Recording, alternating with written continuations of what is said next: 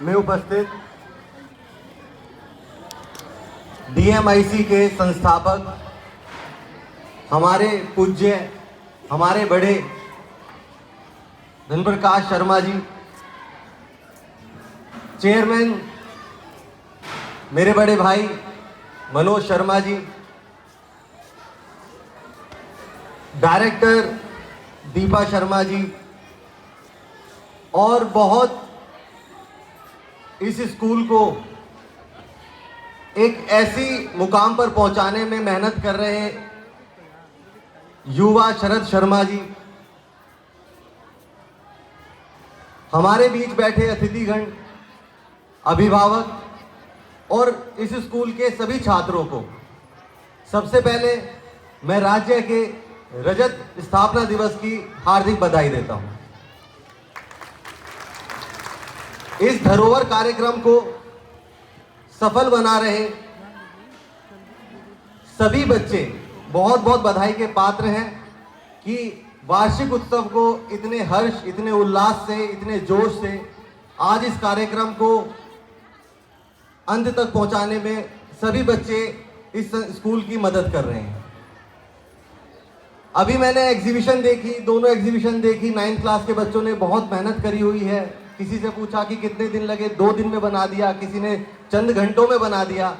तो ये मेहनत अभिभावकों की, उनके गार्जियंस की, उनके पेरेंट्स की और सबसे ज़्यादा स्कूल के टीचर्स की है कि उस स्थिति तक, उस लेवल तक, उस स्टैंडर्ड तक उन बच्चों को पहुंचाया। तो मैं यहाँ के सभी शिक्षकों को भी बहुत बहुत बधाई देता हूँ कि उनकी मेहनत से जो 43 साल का जो ये संघर्ष हमारे संस्थापक धनप्रकाश शर्मा जी का रहा है, उसको एक सफल रूप में पूरा करने में आप सबका भी बहुत बहुत योगदान है। आप सुबह 9 बजे से 10 बजे से मेरे ख्याल से यहाँ पर बने हुए हैं, सभी पेरेंट्स बने हुए हैं, अपने बच्चों के इतनी सुंदर प्रस्तुतियाँ देख रहे हैं। आप सबको भी बहुत धन्यवाद देना चाहूँगा और आभार प्रकट करना चाहूँगा कि आप लोग यहाँ पर उन बच्चों का हौसला अफजाई करने भी आते हैं जिन बच्चों को यहाँ के शिक्षक, यहाँ के डायरेक्टर, यहाँ के चेयरमैन चीज़ों को सिखाते हैं, समझाते हैं। तो आप भी रूबरू होते हैं कि हमारा बच्चा क्या सीख रहा है स्कूल में। तो बहुत अच्छा लगा ये कार्यक्रम। इसके साथ साथ मैं 2 बातें और कहना चाहूँगा। यहाँ पर सभी बड़े बैठे हैं, उनके बच्चे बैठे हैं। 9th क्लास है, 10th क्लास है, 11th है, 12th है, 8th है। हालांकि जो गैजेट्स, जो उपकरण हम यूज़ करते हैं, मोबाइल यूज़ कर रहे हैं, नेट यूज़ कर रहे हैं, टीवी के अंदर नेट चल रहा है, सब चीज़ें चल रही हैं, उसका उपयोग उस स्तर पे किया जाए जिससे हमारी शिक्षा, हमारे संस्कार, हमारे को राष्ट्र निर्माण में क्या क्या चीज़ें हमें उसमें योगदान देना है, उसमें हमारी मदद करे। ना कि हम उसको उस गलत रूप में लेके जाएं कि जिससे हमारे बच्चे का भविष्य, जिस राह पर जब हमारा परिवार में बच्चा जन्म लेता है, सीखता है, बड़ा होता है, चलना पेरेंट्स सिखाते हैं और फिर उस उंगली को पकड़ करके स्कूल में सौंप दिया जाता है।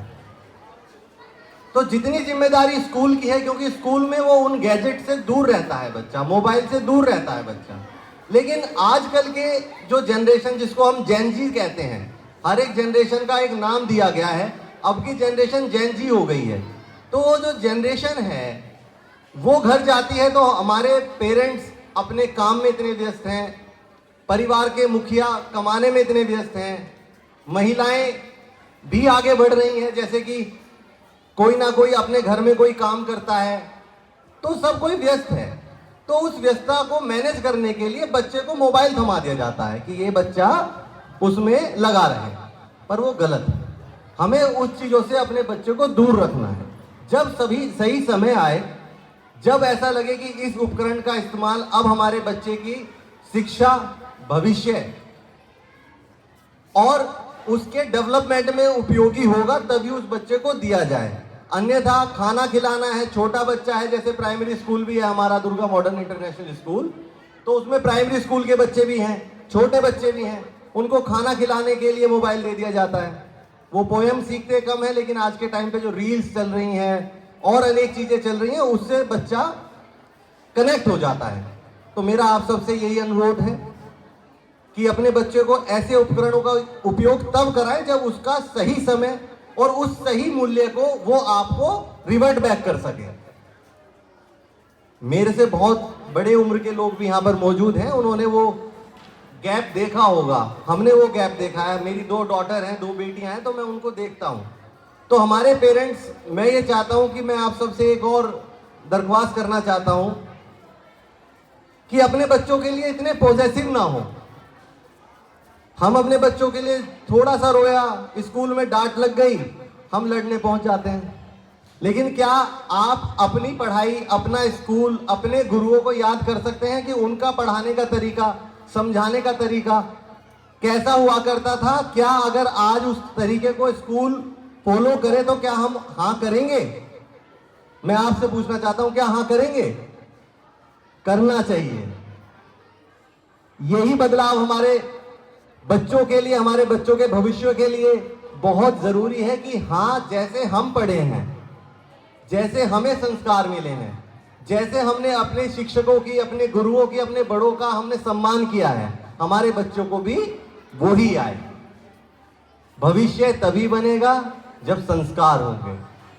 भविष्य तभी बनेगा जब उस संस्कारों की हमें अहमियत पता होगी। भविष्य तभी बनेगा जब हम एक प्रेरणा स्रोत आदमी को अपना आइडियल मान लें। तो मैं आप सभी बच्चों से एक चीज और कहूंगा कि अपना आइडियल माने, जैसा हमें बनना है, जो हमें करना है। आपने देखा होगा 2025 में महिलाएं वर्ल्ड कप जीत के आती हैं, जिसके अंदर मात्र 21 साल की लड़की, 21 साल की लड़की, 20 साल की लड़की आपको विश्व कप का खिताब जिताने में आपकी मदद करती है, इस राष्ट्र का नाम ऊंचा करती है। लेकिन इस जगह तक पहुंचने के लिए वो इस 21 साल की लड़की ने 10 साल से मेहनत करी होगी, जब वो 10 साल की होगी। पढ़ाई में सचिन तेंदुलकर क्या है आप जानते हैं, लेकिन वो क्रिकेट में क्या है ये भी आप जानते हैं। तो मेरा आप सबसे आखिरी और आप सबके दिलों तक मैं एक बात कहना चाहूंगा, अभिभावकों तक एक बात कहना चाहूंगा, उनसे अनुरोध करना चाहूंगा कि अपने बच्चे का टैलेंट पहचाने। आपका बच्चा क्रिकेटर हो सकता है, सचिन तेंदुलकर बन सकता है। आपका बच्चा विज्ञान के केंद्र में बहुत आगे तक का ज्ञान रख सकता है, वो एपीजे अब्दुल कलाम बन सकता है। आपके बच्चा जब संस्कृति का ज्ञान रख सकता है तो सरोजनी नायडू की तरह उसे विश्व में जगा सकता है। आपका बच्चा जब सक्षम होगा, कैपेबल होगा और ताकतवर होगा तो नीरज चोपड़ा की तरह भाला फेंक सकता है। हमारे को अपने बच्चे के उस टैलेंट को जानने की जरूरत है कि हमारा बच्चा कर क्या सकता है। ऐसा नहीं कि पड़ोस का बच्चा पढ़ रहा है, संस्कृत पढ़ रहा है, तो मेरे बच्चे को ज्ञान है हिंदी का लेकिन मैं संस्कृत पढ़ाऊं। मेरे बच्चे को इंटरेस्ट है मैथ्स का, मैं उसे साइंस पढ़ाऊं। मेरा बच्चा क्या कर सकता है ये जानने की जरूरत है। और जिस दिन हम ये जान लेंगे, हम अपने बच्चे को पहचान लेंगे, तो दुनिया की कोई ताकत, दुनिया का कोई टैलेंट, दुनिया का कोई ऐसा कॉम्पिटिटर ऐसा नहीं पृथ्वी पे पैदा हुआ जो आपके बच्चे को या आपको हरा दे। आपको पहचानना है तो टैलेंट। तो आप सभी बच्चे जिस भी चीज को करना चाहते हैं उस चीज को पॉलिश करें, अच्छे से करें, पूरी लगन से करें। उस क्षेत्र के किसी सक्सेसफुल आदमी को, जिसने उस भविष्य को पा लिया है, उसने अपना करियर को एक मुकाम पा लिया है, उसको आइडियल बनाएं और उसकी राह पर चलकर अपने भविष्य को उज्जवल करें। धन्यवाद। Thank you sir.